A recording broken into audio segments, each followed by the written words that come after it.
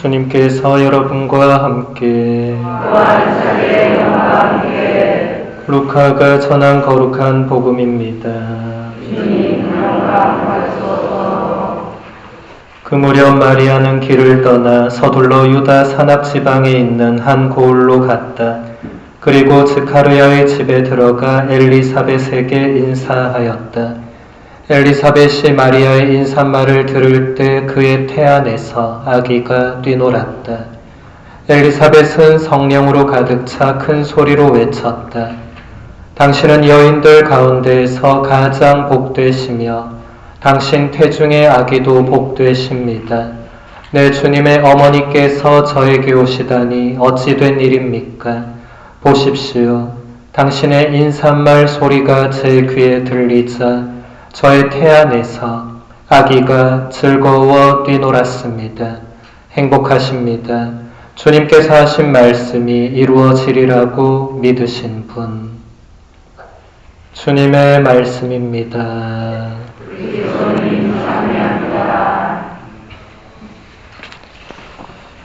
앉으세요. 찬미 예수님, 시카고 성 김대건 성당 교우님들 모두 반갑습니다. 별로 안 반가워하시는 것 같네요. 저는 뉴저지 이튼타운 성당의 장재명 신부입니다. 오늘 우리 윤기성 미카엘 신부님께서 일일 피정을 부탁하셔서 어젯밤에 뉴저지에서 비행기를 타고 시카고 공항에 도착했습니다. 그래서 하룻밤 자고 아침 맛있게 먹고 지금 미사를 봉헌하고 있습니다. 이렇게 성탄을 눈앞에 두고 피정을 하는 공동체는 제가 처음 봤는데 오늘 이 피정이 여러분들에게 아기 예수님 탄생을 잘 준비할 수 있는 그런 시간이 되기를 미사 중에 함께 기도하면 좋겠습니다.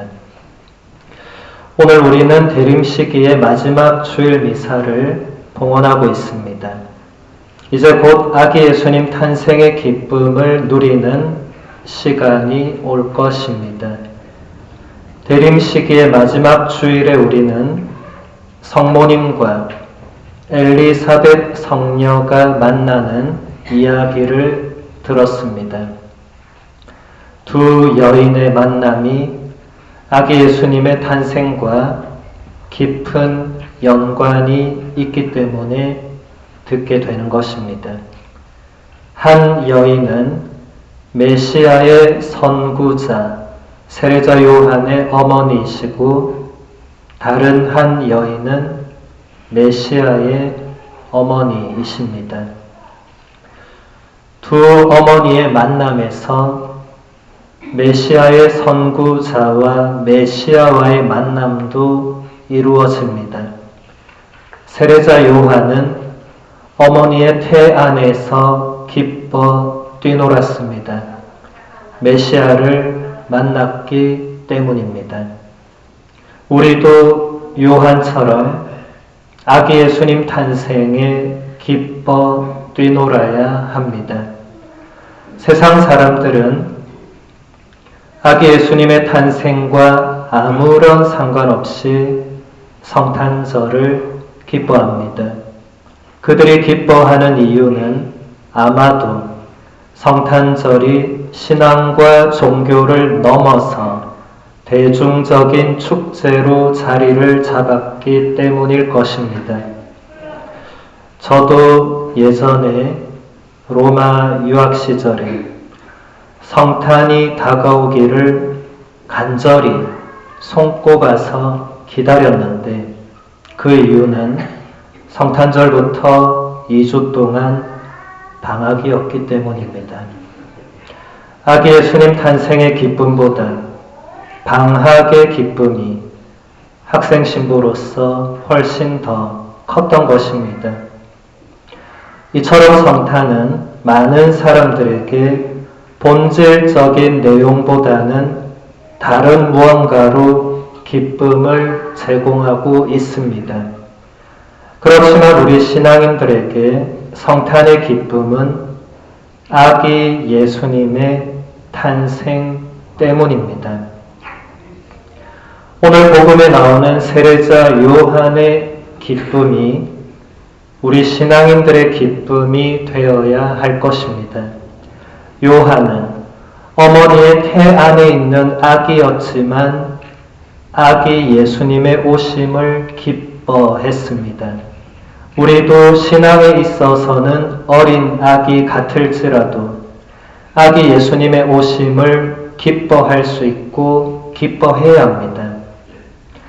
하느님의 아드님께서 아기의 모습으로 이 땅에 오시는 놀라운 신비를 우리가 비록 다 헤아리지는 못할지라도 기뻐해야 합니다. 대림 제4주일에 교회가 흰색 촛불을 밝히는 이유는 우리의 기쁨이 눈앞에 다가왔음을 보여주는 것입니다.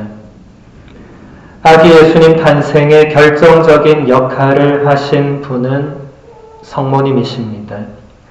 오늘 복음에서 엘리사벳 성녀도 성모님이 주님께서 하신 말씀이 이루어지리라고 믿으셨기에 복되다고 성모님을 칭송하고 있습니다. 성모님의 이 믿음이 없었더라면 아기 예수님의 탄생도 없었을지도 모릅니다. 그래서 많은 교부들이 성모님의 이 믿음을 특별하게 묵상했습니다. 교부들 가운데 한 분이신 암브로시오 성인은 이렇게 말했습니다. 마리아는 그 사건 자체에 의심을 가진 것이 아니라 어떻게 그것이 이루어질 것인지를 가브리엘 천사에게 물어본 것입니다. 그것이 어떻게 이루어질지 방법을 묻고는 있지만 분명히 마리아는 그것이 완성될 것을 믿었습니다. 그것은 엘리사벳 성녀가 했던 이 말에서 잘 느낄 수 있습니다. 행복하십니다. 주님께서 하신 말씀이 이루어지리라고 믿으신 분. 그렇습니다. 사제의 믿음을 능가했으니 진정 복되십니다. 한 사제가 신앙으로 받아들이지 못한 것을 동정녀는 신앙으로 그 실수를 바로잡고 계십니다.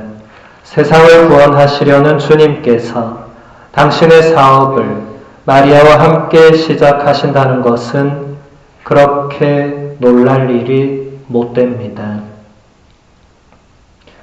암브로시오 성인이 말하고 있는 것처럼 세례자 요한의 아버지 즈카르야는 대사제였지만 가브리엘 천사의 말을 믿지 못했습니다.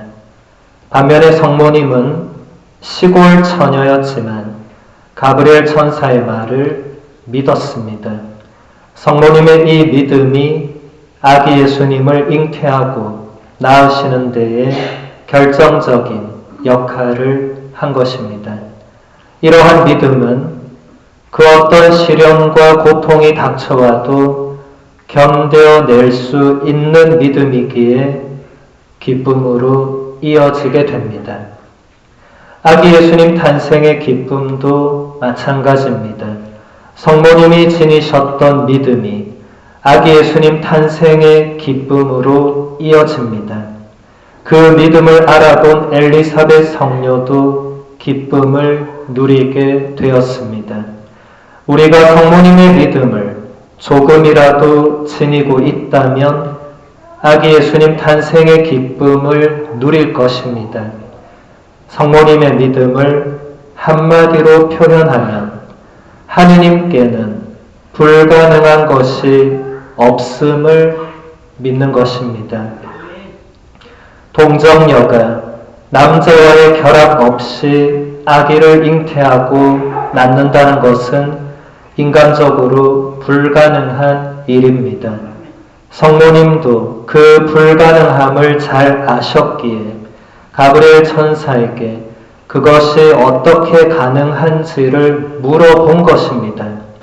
암브로시오 성인이 말한 것처럼 성모님은 불신으로 가브리엘 천사에게 물어본 것이 아니라 어떻게 이루어지는가를 물어보신 것이며, 이미 성모님은 하느님께서 자신 안에 그 일을 완성해 주실 것이라고 굳게 믿고 있었습니다.